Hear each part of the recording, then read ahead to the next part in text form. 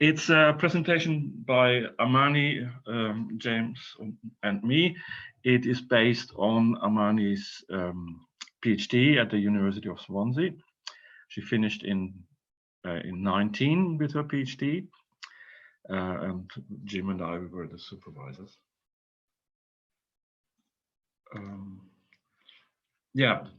We investigate the expression of motion in English, L2 English, by Arabic speakers, learners. I don't need to repeat what you see about S-framed languages and V-framed languages. We've heard that many times in this conference. But what is not so clear exactly is how Arabic as language fits in there, because it's clearly under-researched. And what we focus on is the so-called boundary crossing constraint. We heard that also many times in this conference. It's introduced by Sloping and Hoiting, but goes back to some presentation by Ask on Spanish. Boundary crossings with manner verbs are not allowed in V languages, or not licensed in V languages, and speakers of V languages therefore avoid their use when they learn or speak an S-frame language. We know that that's not new to us. Arabic is typically classified as V-framed language. There's one study by Saidi in 2008, but it is clearly under-researched. So in the first step, we try to establish the classification of Arabic. Does it fall into V-framed languages or not? We have EFL learners, but that's not important for the first step. For the second step, it's important. And then we have two monolingual groups, and we showed them, Amani showed them, two picture descriptions with boundary crossings based on Estrelichkan and Cadierno. Here is a list of these events. It's using satellites like into, out of, over, and so on. The event description is at the right-hand side. I show you some of these events first to illustrate. So, for example, run into a house or dive into a pool.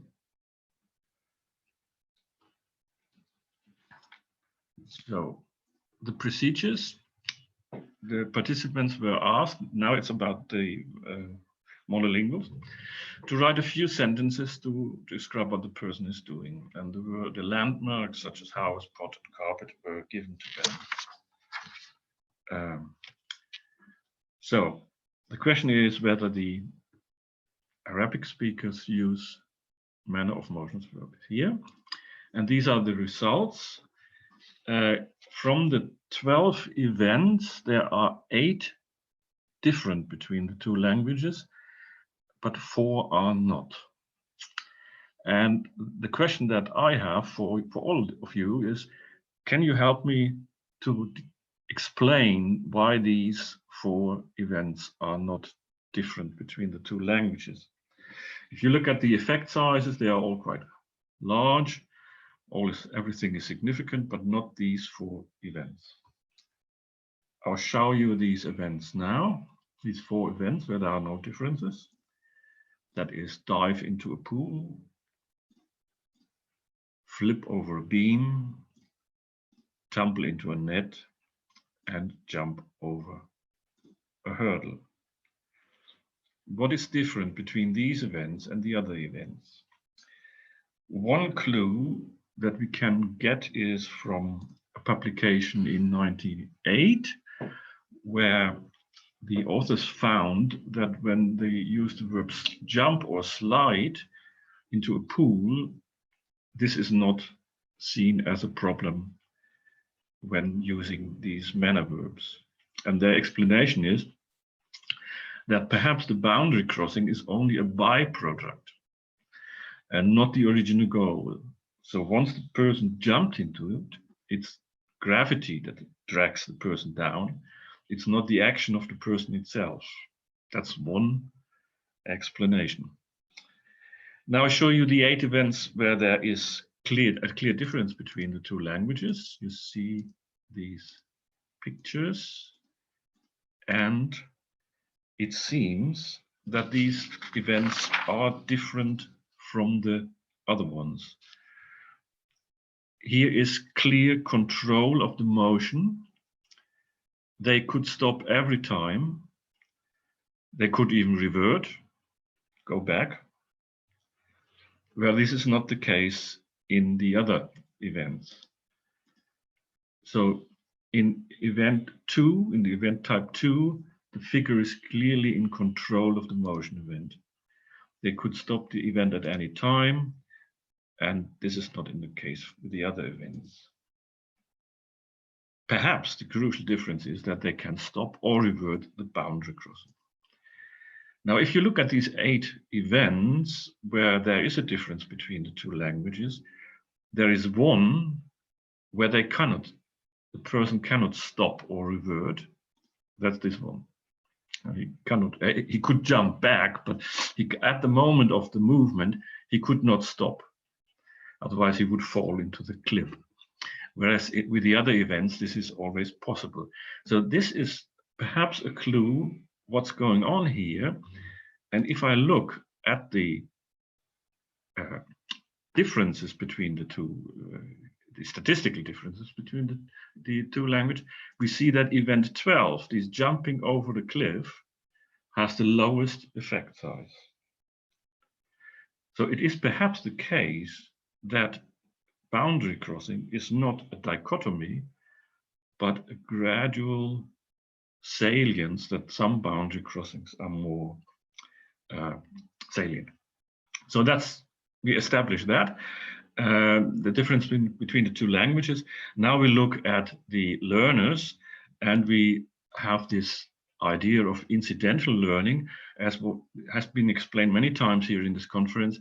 The learners do not receive instruction about how to use manner verbs. Moreover, they don't receive negative feedback because they use not ungrammatical structures. These are grammatical when they say he entered the house. There's no problem with that. So if they don't need feedback and no teaching, the only possible way to learn this is through incidental learning. One aspect here with incidental learning is frequency. It has been established that frequent features are learned more easily than less frequent features. So our hypothesis, learners who are exposed longer to L2, in our case the postgraduate students, will acquire more manner of motion verbs. Neither will reach the L2 target level. We heard this at this conference also many times. Panos, for example, showed clearly that learners are quite often bilingual, or quite often in between. And we assume that frequency plays a role.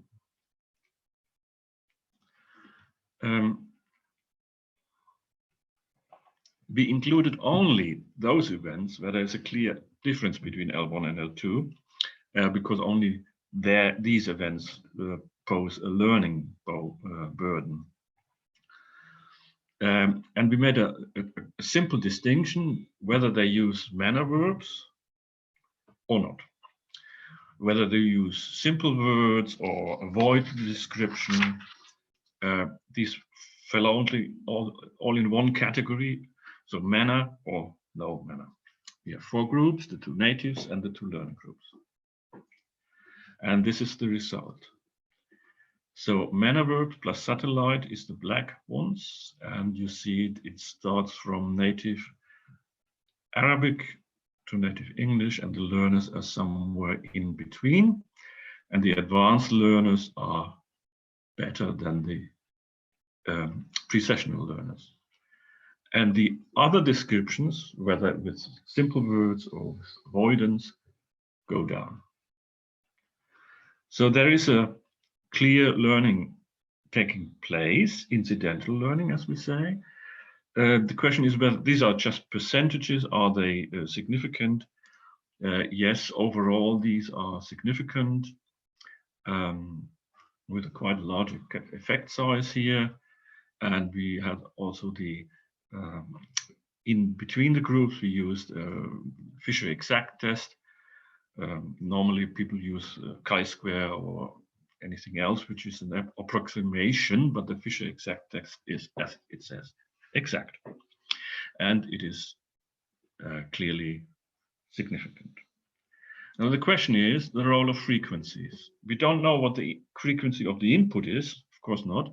The only data we have is from the BNC. So we can look at these events and at the verbs used there and whether they are frequent or not. It's just an approximation, but we have no other data about the frequency in the input. So we have three predictive variables: the native use of in L1, the native use in L2, and the frequency. And we used two multiple regressions with that. For the intermediate learners and for the advanced learners. So native English, native Arabic, BNC, native English, native Arabic, BNC. And it shows that frequency does not play a role. It's not significant.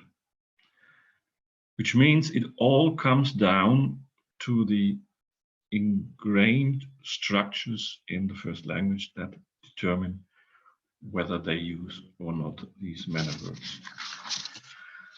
So, Arabic EFL learners use significantly fewer manner verbs with boundary crosses than English native speakers, clear. There are some indications that incidental learning takes place in the advanced groups and the lower group. However, in our multiple regressions, the only significant variable is the lack of use of manner verbs, is the first language, L1 influence. Outlook. Sorry, Michael, I'll just let you know you've got 5 minutes left. Oh yes, that's fine. I'm almost finished. Outlook, incidental learning takes place, what we conclude that teacher feedback is necessary to acquire these structures. Negative feedback is not found in the normal environment, so it must be the teacher who gives feedback. Future research is needed to investigate whether these structures can be overcome, and that would be then the second part of Amani's dissertation, which we will report on today. And perhaps boundary crossings as such is not a dichotomy, but there is a gradual salience of boundary crossings from the clear boundary crossings to some of them who are not so clear. We thank the participants and Amani, of course. And here are some references, and a first version of this presentation can be found in this publication that we did in 2019. And that's it. Excellent. Thank you very much, Michael. That's really fascinating talk. Okay, so we have a couple of comments in the chat box, which probably I should address first. There's one, I don't know whether you can see this, Michael, there's one from Rosa Alonso who says, I must leave now, but can you consider the Actionsart of the verbs? Rosa, could you explain that a bit more? Well, unfortunately, I believe she has left now, but this was a comment she was leaving just beforehand. I think this was in relation to those verbs which were not clearly either V-framed or or satellite framed in their interpretation, or in other words, those for which manner could be used, Yes. At the beginning. And the question, I think it became clear in your slides a little bit later that there is a bit of a difference between the types of actions involved, and that perhaps Aktionsart is one of the ways that that could be expressed. And that is a question that I have to everybody. How do we interpret these boundary crossings that are probably not seen as boundary crossings or not clear boundary crossings? Our interpretation was that these are actions, motions that can either be stopped by the person, that cannot be stopped by the person. If you jump into a pool, you do the action first, but once you jumped, you have no control over this motion anymore. So it's not the person that does the boundary crossing as such. It is gravity, for example. Whereas in the other, where clearly there is a boundary constraint, the person could already stop or could go back. It's totally under the control of the person whether the boundary crossing takes place or not. And the interesting thing is we have something that is in between. That is this jumping over a cliff. Here, again, the person it is seen as a boundary crossing, but it is seen as the least boundary crossing with the smallest effect size, because this person cannot revert or stop. You jump over the cliff and then it is. Yes. So we think that is really boundary crossing as such is not a dichotomy. Yes, absolutely, absolutely. There are a couple of hands up. So could I first of all ask Martina Irsara to perhaps unmute herself and ask a question? Yes, first of all, thank you very much for this very interesting and also clear talk. I would like to ask you what your take on manner verbs with special force is, because sometimes my feeling is that perhaps not enough weight is given to this aspect of motion. Could you say something about this? So verbs with special force. What do you mean by special force? For example, dash, flip, these have a different force rather than creep or crawl. So verbs that express a movement that is somehow more sudden than others. Yes, I don't think that really is the crucial point, because we have examples like dash over a hurdle, which is not seen as a boundary crossing, or they can use manner verbs there, and creep over a carpet, which is very slow motion, is still seen as a boundary crossing where they cannot use creep in L1. So I think that's just an hypothesis. The speed or the force of motion is not the crucial point. I think the crucial point is whether you have control or not. Thank you. But that's just an hypothesis, and I hope people will do further research on that, so that we really can get a clear picture. What is a boundary crossing? Great. Okay, thank you very much. Another couple of hands up. So Renan, I think you might be next. Could you ask your question, please? Sure, I have two questions. One more quickly about the methodology. The choice of stimuli that in these tasks, which was static pictures, right? And it could be argued that static pictures provide the stimulus that can only be where motion can only be inferred instead of perceived, and that could create an interference in the results later, right? And the second, I don't know if not really a question, but it occurred to me when you said that it is hard to figure out the frequency of manner verbs in English, and then you have to look into the corpus. Since the learners are in a foreign language environment, right? So their main source of input would be their language course materials, their textbooks, maybe their teachers too, maybe certainly their teachers. Maybe having a look at the verbs that are present in these materials, in these textbooks, if there is any, or if there's any course, right? Certainly something, because I think that maybe that's where the students will get most of the input regarding motion verbs, if there's any, right? I don't know, what are your thoughts on that? We did not look into that. That would be a further study. But these learners, they live in the UK, or they lived in the UK. So apart from, I don't know how many hours of teaching they had per week, they are in the environment, so they get free input from all sorts of sources.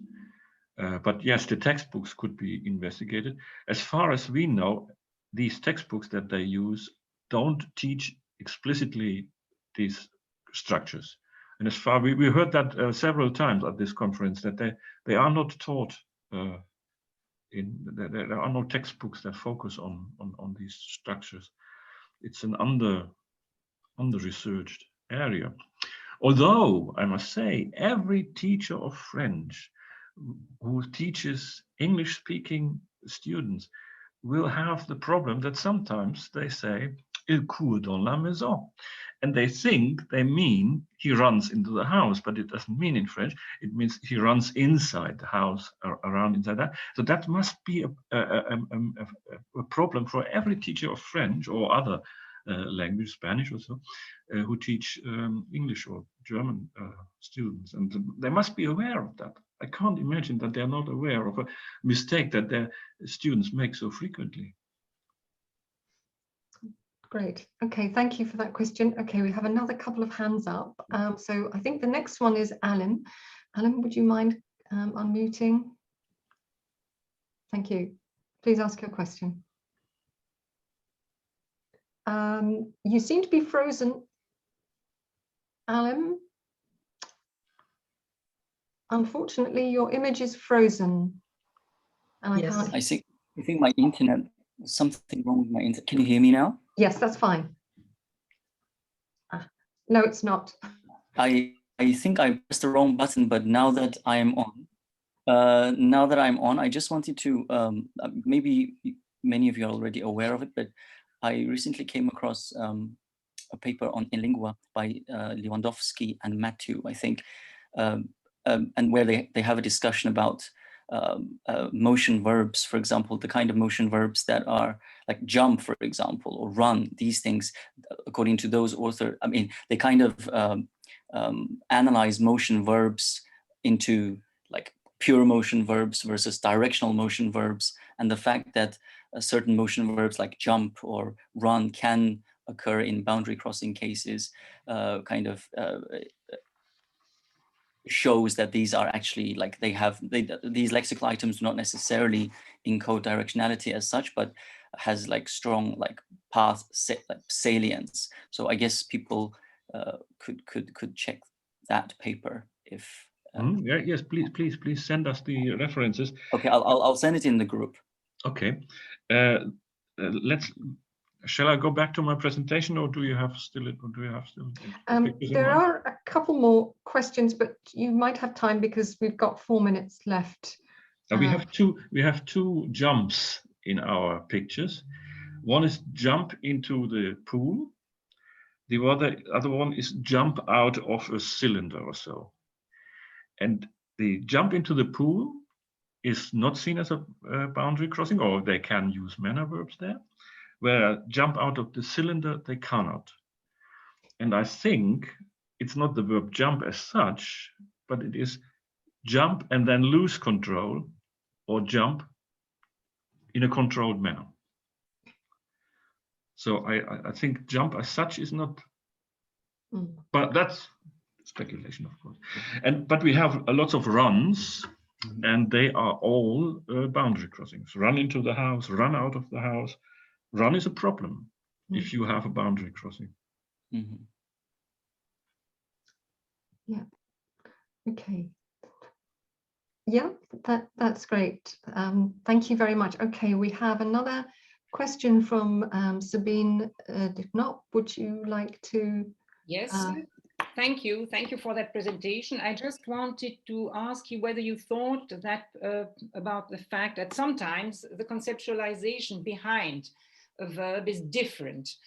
Our students are French speakers and I'm teaching German. So there is one example, which is the verb to land, which is really problematic. And in fact, I think you can explain that to land, there is no directed motion, although as a French speaker, probably you would think when you say the rocket is landing on the earth or so, that there is a motion. No, I think it's more the fact that you have a contact between the rocket and the earth.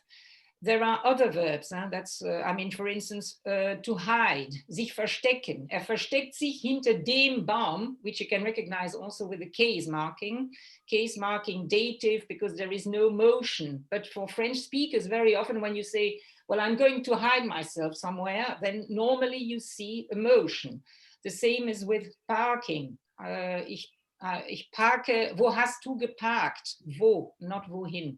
So there are, I think, different conceptualizations with those verbs, and that's perhaps, well, kind of, well, a difference between those languages. I don't know. Yes, absolutely, absolutely. Land is a good example because many learners of German use the accusative. Yes. When the plane lands, Yeah. but it should be the dative because, as you rightly say, it's not the motion as such; it's the contact at the end with the ground. Yes. That is focused on. You're absolutely right. The conceptualization between languages is very different, and that would be a question that I would have to others. These differences that we find in our study, in our small study, are they also relevant for other languages than Arabic? Do other learners of English with another L1 background have to make the same distinction between these pictures?